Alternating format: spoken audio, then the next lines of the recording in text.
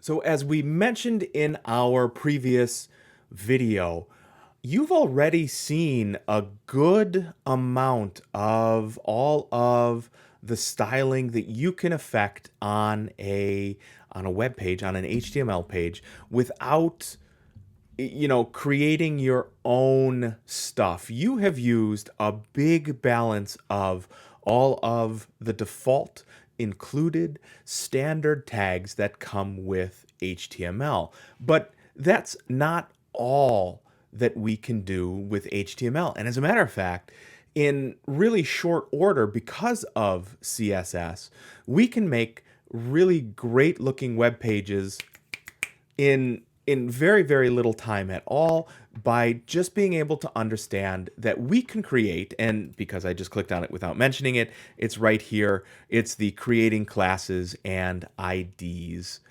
REPL. So right here, I'll do a little bit of reading off of here because I want to give you a little bit of background. The built-in stuff that comes with HTML, the built-in stuff that comes with CSS is fantastic. We've already seen, 70 lines of code can make a page that does communicate a message to your user, but everything looks, as far as the web is concerned, ancient, right?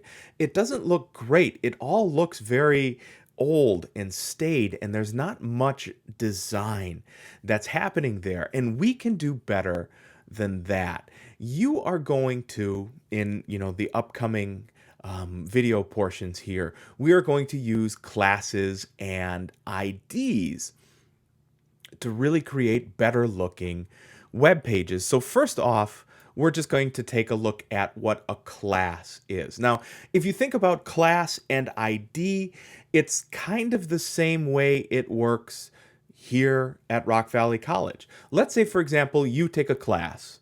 Just out of the blue, let's take CIS 102. Now, we offer many sections of CIS 102. There's classes on campus, there's classes online, there's classes in the evening, there's classes in the daytime. We actually have classes off campus as well. So a class is something that can be repeated over and over and over and over again, the same way a class like CIS 102 can be repeated over and over and over and over again. You, on the other hand, you have an ID, you have an S number. That is something that is unique to you. And an ID in HTML and CSS parlance is the same thing. It is something that you can use once and only once on a web page. So think about things like your title up here, creating classes and IDs. If that's something we only want to show up one time on a web page, then it makes sense to make it an ID. But if we have things, so I'm going to point over here in our center column to something like we see on line 18, on line 25, and on line 29, something that we're going to repeat again and again and again, it makes sense to declare it as a class. Now, while we're still talking about classes, I see that I have an extra break in here for some reason, so I'm just going to go ahead and remove that. You define a class over here in CSS, and we'll go ahead and do that by using, and I'm going to comment in all of this stand-in code that I've just added here.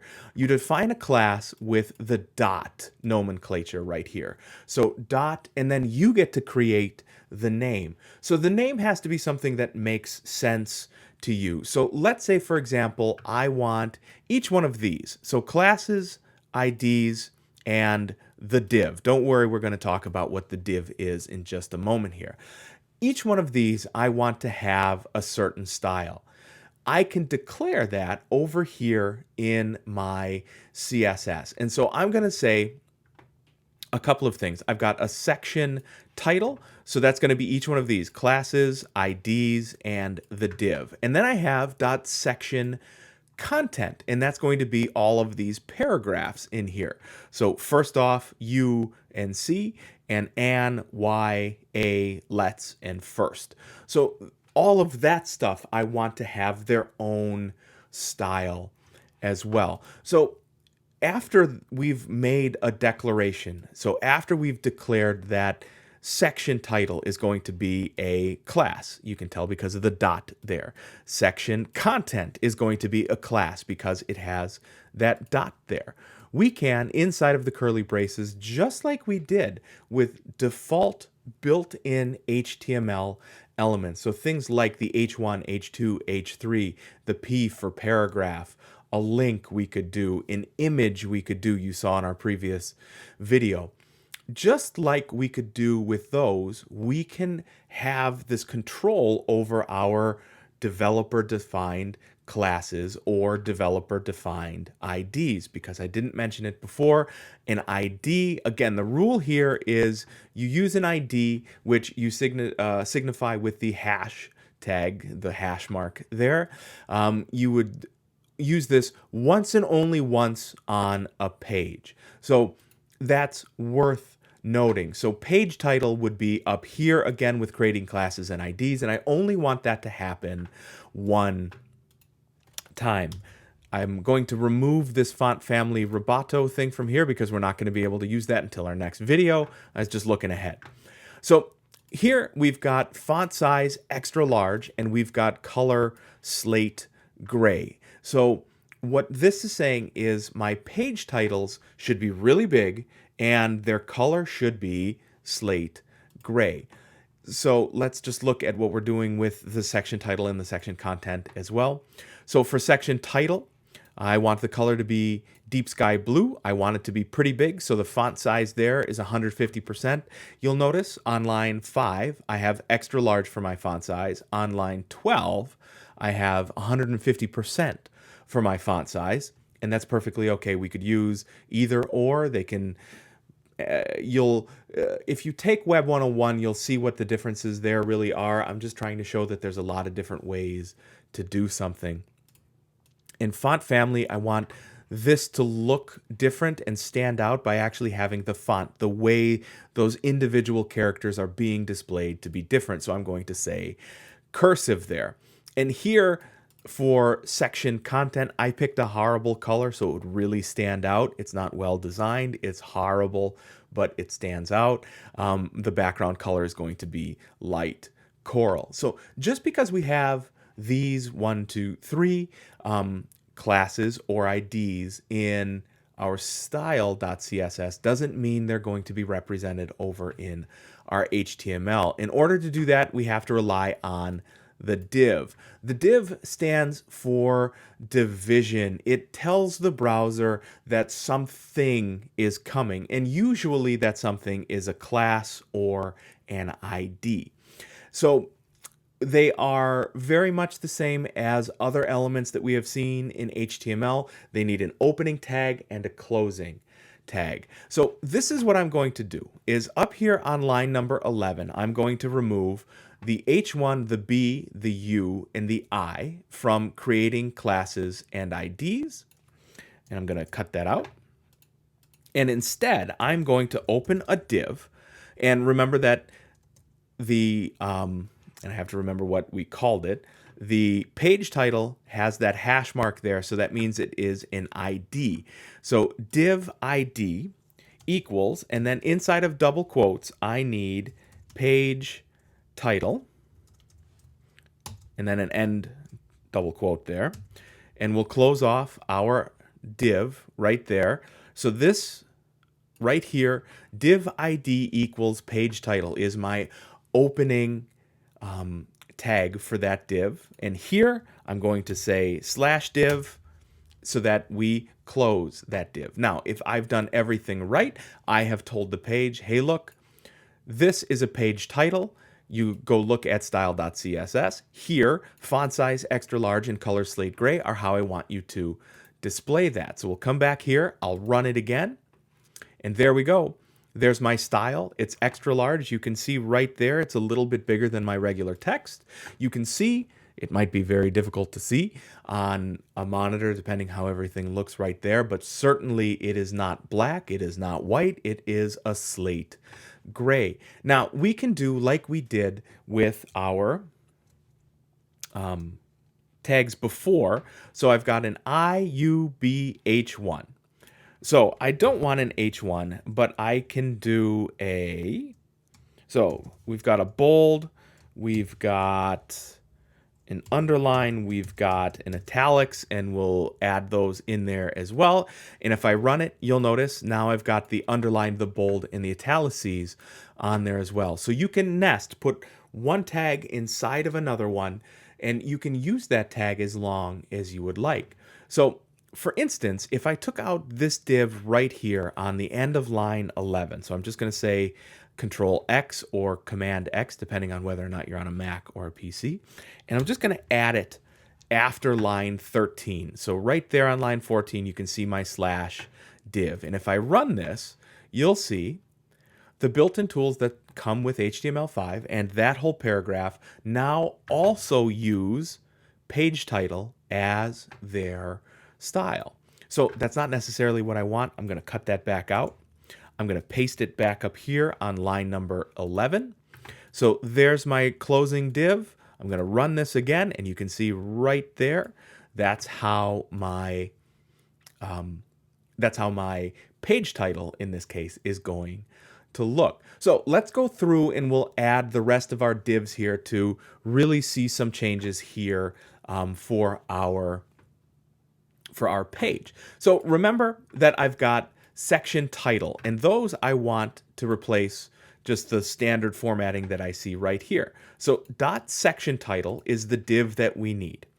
So right here, we've got a div class. So in our example on line number 11, we had a div ID because page title is an ID. And again, you can tell it's an ID because it has the hash. Here on line 19, it's got to be div class because here in my CSS on line number 9, section title is a class. You'll get the hang of this for the most part when you're doing your own development.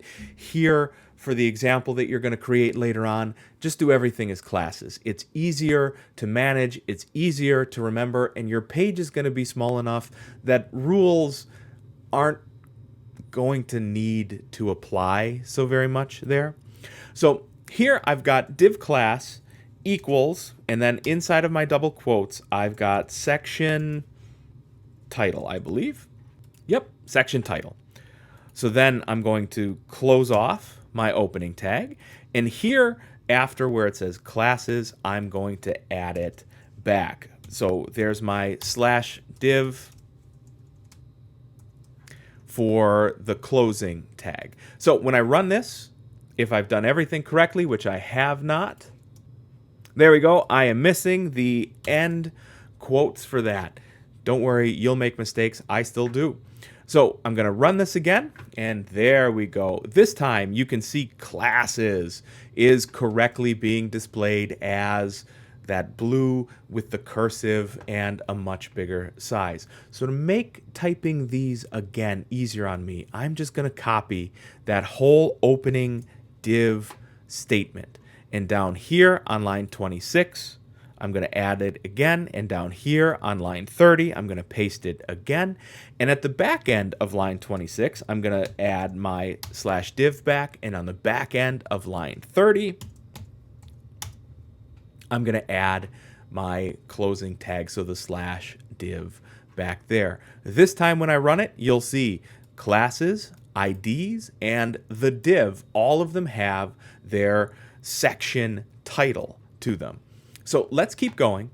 Remember, we wanted both section title and section content to have our, to have style that we've given from our style.css.